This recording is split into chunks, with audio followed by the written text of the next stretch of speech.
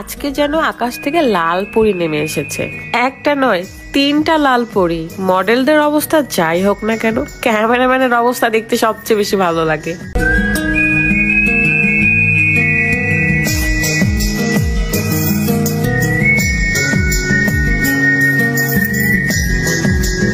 আসসালামু আলাইকুম, কি অবস্থা সবার, কেমন আছেন?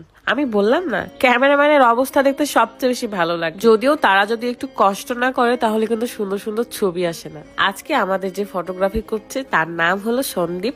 সন্দীপ ভাইয়া কিন্তু অনেক সুন্দর পিকচার তুলে দেয়, সাথে ভিডিও। লাল ড্রেসটা এত সুন্দর মানিয়েছে, তার সাথে কালো কালো কেশ। ওয়াও, মাশাআল্লাহ, দেখে যেন মনে হচ্ছে আকাশ থেকে নেমে এসেছে কোনো এক লাল পরী। আপনাদের কাছে জানি না কেমন লাগছে, বাট নিজের কাছে নিজেরই ভাল লাগতেছে, তাই নিজে নিজে প্রশংসা করছি আর কি। স্টাইলক্স ফেসবুক পেজ থেকে আপনারা এই সুন্দর রেড কালার ফ্লাফি ড্রেসটা পেয়ে যাবেন। শুধু এই কালার না, আপনারা আপনাদের পছন্দের কালার কিন্তু কাস্টমাইজ করে নিতে পারবেন। আমার মেয়েরও সেম ড্রেস আছে, বাট এত গরম পড়েছে রাজশাহীতে এখন যে আমার মেয়েটাকে আর বের করি নাই। স্মৃতি আর বর্ণা আসতেছে, তারা রেডি হয়ে আস্তে আস্তে লেট করেছিল, এন্ড আমি সবার আগে পৌঁছে যাই। এই কারণে আমার শুট আগে শুরু হয়ে গেছে। সন্দীপ ভাই সুন্দর সুন্দর পোজই আমাকে শিখাই দিচ্ছিল, যেভাবে দাঁড়ান ওইভাবে দাঁড়ান আপু, আর আমি ওইভাবেই ট্রাই করছিলাম।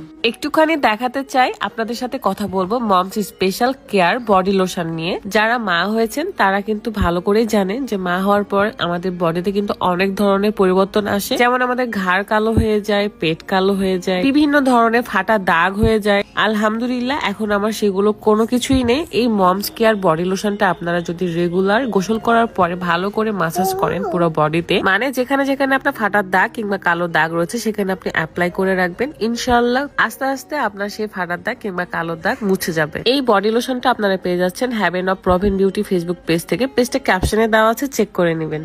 এই প্রথমবার মেবি আমি রেড কালার গাউন পরলাম, মানে ফ্লাফি ড্রেসটা পরলাম। এটা উপরের অংশটা ভেলভেটের উপর চুমকি বসানো, এই জন্য অনেক বেশি গর্জিয়াস লাগছিল। সন্দীপ ভাইয়া বলতে গেলে রাজশাহীতে ভালো কাজ করতেছে, এমনকি রাজশাহীর বাহিরেও কাজ করতেছে। ভাইয়ার একটা পেজ আছে টাইমার, পেজটা আমি কমেন্ট বক্সে দিয়ে রাখবো, আপনারা চেক করতে পারেন। দেখেন কত সুন্দর ছবি উঠাইছে ভাইয়া। আমার মনে হয় একজন ফটোগ্রাফার, মানে ভালো ফটোগ্রাফারের নীতি এমনই হওয়া উচিত যে একটা ভালো ছবি তুলতে হলে নিজেকে পানিতে নামতে হলে পানিতে নামবে, জঙ্গলে যেতে হলে জঙ্গলে যাবে, শুয়ে পড়বে বসে পড়বে, মানে অনেক কিছু কাহিনী করতে হয় আর কি। এখানকার ভিডিও আর ছবি এত সুন্দর এসেছে, আমি মানে নিজেকেই নিজে দেখতেছিলাম বারবার। আমি কিন্তু লাল লিপস্টিক পরি না, বাট লাল লিপস্টিক কেন জানি আজকের এই ড্রেসের সাথে পরতে ইচ্ছে করলো। এখানে অনেক ছোট আপুরা বড় আপুরা এসেছিল আমার সাথে ছবি তোলার জন্য, তো তাদের ব্যাগ ভাইয়া নিয়েছিল, এটা দেখে আমার খুব হাসি পাচ্ছিল।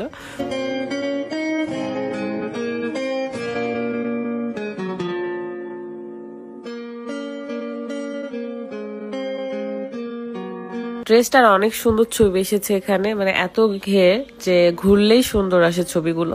আমার শুট যখন শেষের পথে তখন তারা এসেছে, মানে ম্যাডাম 2টা এসেছিল, তারপরে আমাদের 3 জনের মিলে আবার শুট শুরু হয়ে যায়। যেহেতু এই 3টা ড্রেসই স্টাইলক্স ফেসবুক পেজ থেকে নেওয়া, তাই 3 জন একসাথে ভিডিও করতেছিলাম আমরা। এদিকে আমি একটু স্মৃতিকে শুট করে দিচ্ছিলাম, আমি বুঝতেই পারিনি এদিকে আবার পলাশ ভাইয়া আমার ওড়না নিয়ে টানাটানি করতেছিল। আমি নাকি সিটি কর্পোরেশনের সব ময়লা ঝাড়ু দেওয়ার কাজ নিয়েছি, সে এরকম বলতেছিল।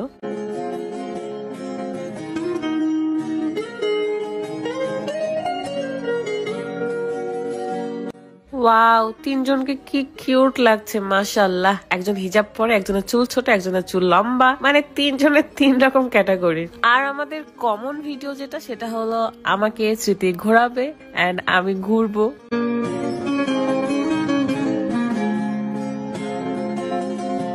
তারপর আসা যাক আমার আরো একটা বান্ধবী তৃষার কাছে, যে আমাকে সব সময় আগলে রাখে, ভালোবাসে, আমাকে হাসানোর চেষ্টা করে। সে বলে সে নাকি আমার কালো টিপের মতো, যে থাকলে আমার নজর লাগবে না। ভাগ্যে থাকলে তবে না এমন বান্ধবী পাওয়া যায়। আর আমি অনেক বেশি লাকি, এমন এমন মানুষ পেয়েছি আমার লাইফে, যে হাজার মানুষ কষ্ট দিলেও এই কয়েকটা মানুষের ভালোবাসা পেলে আমার আর কিছুই লাগে না, সব কষ্ট ভুলে থাকতে পারি। বেশি বকবক না করে বিদায় নিচ্ছি এখনকার মতো, আল্লাহ হাফেজ।